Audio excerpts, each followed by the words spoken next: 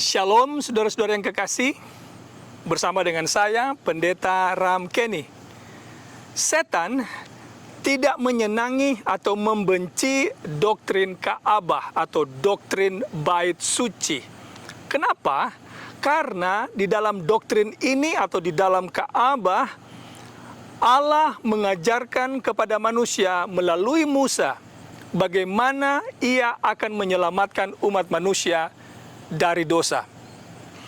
Nah, karena kita sudah jatuh dalam dosa, Allah ingin menyelamatkan kita. Dan keselamatan ini diajarkan kepada manusia melalui Musa.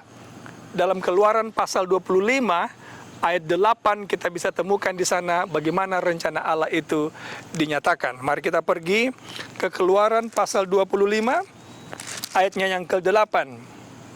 Dan mereka harus membuat tempat kudus bagiku supaya aku akan diam di tengah-tengah mereka. Inilah rencana Allah membangun Ka'bah supaya dia diam di sana, dan melalui Ka'bah ini ia mengajarkan orang Israel rencana keselamatan Allah. Saya ingin ringkaskan kepada saudara bagaimana rencana ini terlihat di Ka'bah. Ka'bah ini memiliki 6 perabot utama. Ada banyak di sana, dan semua yang ada dalam Ka'bah melambangkan hidup dan pelayanan serta matinya Yesus Kristus. Semua yang ada di sana mengenai Yesus, lambang Yesus. Tapi kita akan mempelajari 6 perabot utama yang berada dalam Ka'bah yang mengajarkan jalan keselamatan, dan jalan keselamatan inilah yang dibenci setan. Yang pertama adalah mezbah korban bakaran. Sebelum saudara masuk ke Ka'bah, tentu saudara akan temukan mezbah korban bakaran, dan mungkin yang saya lewati adalah pintu. Jangan lupa, Ka'bah ini hanya memiliki 1 pintu saja. Dan memang Yesus berkata, "Akulah pintu itu. Akulah jalan keselamatan dan hidup. Tidak ada jalan lain." Makanya hanya ada 1 pintu, tidak ada jalan keselamatan yang lain. Lalu setelah saudara masuk ke dalam, ke pelataran, saudara akan temukan 2 perabot. Yang pertama adalah mezbah korban bakaran. Disinilah domba sembelihan korban petang dan pagi itu dilakukan. Jadi bagi orang yang berdosa harus mempersembahkan domba, lalu domba itu disembelih di sana, dikorbankan di sana. Apa lambang dari upacara ini? Ini adalah melambangkan pengorbanan Yesus di kayu salib sebagai anak domba Allah yang menghapus dosa dunia. Ketika seorang berdosa, orang itu harus meletakkan tangannya di atas domba, lambang dosanya itu dipindahkan ke domba itu, lalu domba itu disembelih. Lambang juga dosa kita dipindahkan kepada domba, yaitu Yesus Kristus, dan ia mati di kayu salib untuk penebusan kita.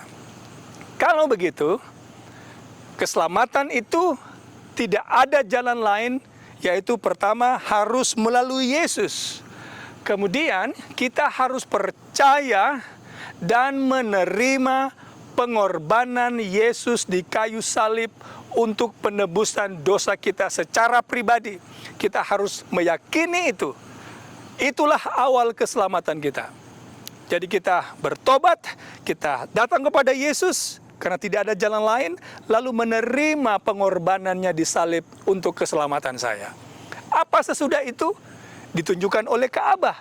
Perabot kedua yang akan saudara temukan di pelataran lebih ke dalam sedikit, yaitu bejana pembasuhan yang adalah lambang baptisan. Jadi saudara, setelah menerima Yesus, percaya kepada pengorbanan Yesus, percaya bahwa Yesus menyelamatkan saudara, percaya bahwa Yesus mengampuni dosa saudara, yang saudara lakukan selanjutnya adalah harus dibaptis. Jadi baptisan sangat penting untuk pengakuan kepada dunia bahwa saya percaya kepada Yesus. Lalu apa sesudah itu? Doktrin Ka'bah kemudian mengajarkan selanjutnya, kita masuk ke bilik yang kudus. Bilik pertama yang akan saudara temukan adalah meja roti sajian. 12 ketul roti yang adalah lambang firman Allah yang selalu siap, yang selalu ada, tersedia setiap hari di dalam Ka'bah. Tidak boleh tidak ada. Ini menggambarkan bahwa kita hidup bukan hanya dengan roti biasa, tetapi dengan firman Allah. Matius pasal 4 ayat 4. Manusia hidup bukan dengan roti saja, tetapi melalui semua firman yang keluar dari mulut Tuhan. Jadi, kalau kita ingin selamat, terima Yesus, dibaptis, cocok juga dengan Matius pasal 28 ayat 19-20. Setelah kita dibaptis, kita terus belajar tentang Alkitab. Kita terus bertumbuh dalam pemahaman akan firman Allah lewat mempelajari firman Tuhan, yaitu 12 ketul roti atau 12 roti yang tak beragi. Lalu di bagian sebelahnya, opposite side dari roti ini kita temukan 7 kaki dian. Nah, 7 kaki dian ini adalah lambang terang yang menerangi seluruh Ka'bah. Bahkan, satu-satunya sumber terang di dalam Ka'bah hanyalah datang dari 7 kaki dian ini. Dan semua lampu-lampu di situ tidak boleh ada yang padam. Jadi imam harus terus memastikan setiap saat bahwa ada cukup minyak untuk menerangi, untuk menyalakan pelita di situ, untuk supaya Ka'bah itu terus terang benderang setiap saat. Minyak, lambang Roh Kudus. Kita memerlukan Roh Kudus untuk menjadi terang kepada dunia. Jadi saudara, kalau kita ingin selamat, yang kita lakukan adalah melalui Yesus, terima Yesus, kita dibaptiskan, kita terus bertumbuh dalam pemahaman, kita belajar Alkitab, dan kita bersaksi. Kita menjadi terang kepada dunia. Karena Yesus berkata dalam Matius pasal 5 ayat 16, kita ini bagaikan pelita di atas gunung yang menjadi terang. Dan kalau orang melihat terang kita, nama Allah atau Bapa yang di surga yang dimuliakan. Jadi kita harus jadi terang. Lalu apa lagi? Untuk supaya kita memastikan keselamatan kita, rohani kita tetap kuat, yang kita lakukan berikut adalah ditunjukkan oleh perabot yang berikut, yaitu mezbah pedupaan. Mezbah pedupaan ini adalah lambang doa pengantaraan atau pekerjaan pengantaraan. Jadi imam akan ke sana, dia menyalakan dupa di sana, lalu melakukan pekerjaan pengantaraan, mengentarai orang Israel dan Allah. Jadi imam menjadi perantara melalui doa. Saudara yang kekasih, doa adalah nafas jiwa dari hidup rohani kita. Kalau ingin kita selamat, kita terima Yesus, percaya pada pengorbanan Yesus, kita terus belajar Alkitab, kita menjadi saksi, lalu tentu kita berdoa setiap hari.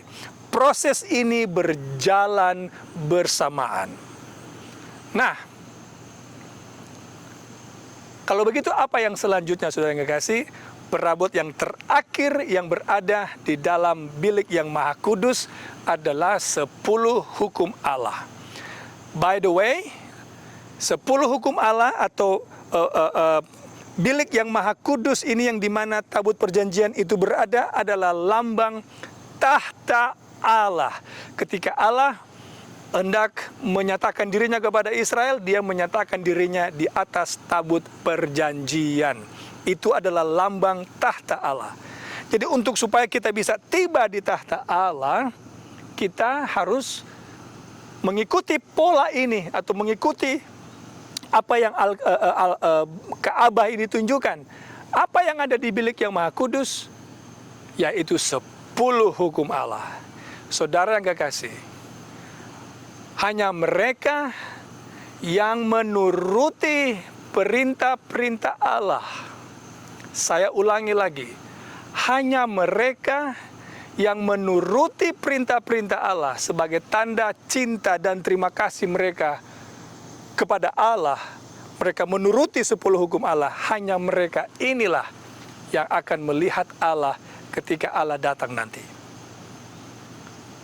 Saudara yang kekasih, setan membenci doktrin ini. Bagaimana cara setan menyerang doktrin Ka'bah ini? Yang pertama yang dia serang doktrin Ka'bah ini tentu adalah pintu masuk. Ajaran setan yang berkembang dalam dunia Kristen ini adalah banyak jalan menuju Roma. Orang Kristen mengajarkan, meski kita memiliki beda-beda keyakinan, beda-beda ajaran, oleh karena kita semua Kristen, tujuan kita sama, yaitu sorga. Saudara yang kekasih, ini adalah ajaran yang tidak berasal dari Tuhan. Ini adalah ajaran yang tidak berdasar dari Alkitab. Alkitab mengajarkan jalan itu hanya ada satu. Kalau jalan hanya ada satu, ajaran pun harus ada satu. Tidak boleh ada dua. Kebenaran harus ada satu. Nah, sekarang bagaimana setan menyerang mezbah korban bakaran yang melambangkan pengorbanan Yesus? Saudara yang kekasih, setan menggunakan gereja. Bagi saudara yang berminat mempelajari nubuatan Alkitab, saudara ikuti pembahasan-pembahasan selanjutnya di channel Ram Media Ministry ini. Alkitab menerangkan nubuatan tentang 1260 tahun, di mana selama periode ini setan menggunakan kekuasaan gereja menyerang umat Tuhan. Bagaimana caranya? Yang dia lakukan untuk menyerang mezbah korban bakaran adalah dengan mempromosikan surat pengampunan dosa. Bahwa kalau saudara ingin dosamu diampuni, beli ini surat ini. Dengan harga tertentu, dosa apa saja, bahkan dosa yang belum dilakukan, juga bisa diampuni. Jadi gereja Roma Katolik mengajarkan ini dan mengumpulkan uang yang cukup banyak dengan menjual surat pengampunan dosa. Mezbah korban bakaran mengajarkan keselamatan itu adalah melalui Yesus dan bukan melalui gereja. Tapi gereja ini dengan berani mengatakan bahwa gereja dapat menyelamatkan umat yang berada di dalam gereja itu. Saudaraku yang kekasih, ini adalah ajaran yang tidak datang dari Alkitab. Alkitab mengajarkan keselamatan hanyalah lewat Yesus. Nah, sekarang bagaimana setan menyerang doktrin tentang baptisan? Gereja yang sama juga mengajarkan atau memperkenalkan baptisan yang berbeda yang Alkitab ajarkan. Alkitab mengajarkan baptisan yang benar adalah seperti Yesus, diselamkan ke dalam air lalu keluar dari dalam air. Tapi gereja ini mempromosikan, mengintroduce, memperkenalkan ajaran baptisan yang baru, yaitu baptisan dipercik. Juga memperkenalkan baptisan bayi atau baptisan infant baptism. Saudara yang kekasih, orang yang bertobat, yang datang pada Tuhan, dia harus memiliki kemampuan untuk menyadari kesalahannya, menyesali dosa-dosanya, dan ada kerinduan untuk bertobat. Anak kecil, bayi dalam hal ini, belum memiliki kemampuan ini. Tapi itulah yang diajarkan.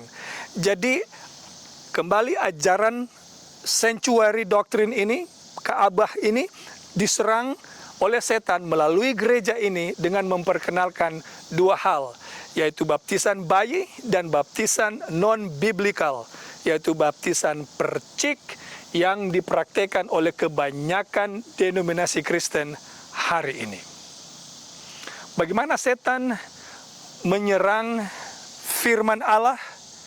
Kembali dalam sejarah, dalam periode 1260 tahun ini, yang setan lakukan melalui gereja ini lagi, yaitu dengan menganiaya semua orang yang berusaha membaca Alkitab. Di zaman gereja ini berkuasa abad pertengahan, tidak boleh ada orang lain memiliki Alkitab. Hanya pemuka-pemuka agama gereja ini, para imam-imam yang boleh memiliki akses. Tidak diizinkan orang lain membaca Alkitab. Bila kedapatan, orang itu akan dianiaya, bahkan dihukum mati. Demikianlah gereja menganiaya atau menyerang doktrin Ka'bah. Jadi setan menggunakan gereja ini menyerang doktrin Ka'bah, yaitu 12 roti sajian yang adalah lambang firman Allah. Bagaimana setan menyerang 7 kaki Dian? Yaitu dengan menganiaya. Dalam Daniel pasal 7 ayat 25, di sana ada nubuatan bahwa kekuatan ini yang akan atau sudah dan telah menganiaya, karena ini adalah sejarah yang sudah terjadi sebelumnya. Dalam periode 1260 tahun ini, gereja menganiaya semua orang-orang yang setia kepada Allah. Mereka yang menuruti hukum-hukum Allah dianiaya. Ini memiliki saksi-saksi yang masih ada. Saudara bisa lihat di Roma hari ini, di bawah kota Roma ada bermil-mil terowongan tempat persembunyian orang-orang yang melarikan diri pada masa aniaya ini. Sekarang bagaimana setan menyerang perabot mezbah pedupaan yang adalah lambang doa? Nah, saudara yang kekasih, bila saudara mengunjungi seluruh gereja Roman Katolik di mana saja, saudara harus perhatikan di bagian belakang gereja ini terdapat ruangan yang disebut confession room, di mana ada 2 bilik, 1 bilik untuk pastor, 1 bilik untuk anggota yang akan mengakui dosa-dosanya. Oh, saudara yang kekasih, kalau saudara ingin diampuni dosa, 1 Yohanes 1 ayat 9, yang kita lakukan adalah datang kepada Yesus. Kita pergi ke kamar, kita bertelut, kita berdoa, meminta pengampunan langsung kepada Yesus. Tidak perlu datang kepada siapa-siapa. Tapi gereja ini mengajarkan kalau saudara buat dosa, datang ke gereja, buat pengakuan dosa di hadapan pastor. Dan pastor itu akan katakan, anakku, dosamu diampuni. Yang sesungguhnya orang ini tidak memiliki otoritas mengampuni dosa. Tapi itulah yang terjadi. Nah, sekarang bagaimana setan menyerang 10 hukum Allah yang adalah lambang, yang adalah tahta Allah, di mana tahta Allah fondasinya adalah 10 hukum Allah. Bagaimana setan menyerang ini? Oh, saudara yang kekasih, setan menggunakan gereja ini lagi dengan mengubah 10 hukum Allah. Ada 2 hal yang mereka lakukan. Yang pertama adalah mengubah urutan 10 hukum ini. Dalam katekismus mereka, hukum kedua yang adalah hukum yang mengatur, yang mengatakan jangan menyembah patung, itu dihilangkan. Karena kenapa? Di gereja-gereja ini patung di mana-mana. Dan bukan hanya patung begitu saja, tetapi kerap kali patung ini juga menjadi objek penyembahan. Jadi saudara yang kekasih, untuk tetap menjadi 10 hukum kedua, karena kalau hukum kedua dihilangkan, tinggal 9. Kalau begitu, bagaimana mereka lakukan supaya tetap 10? Hukum yang ke-10 dibagi 2.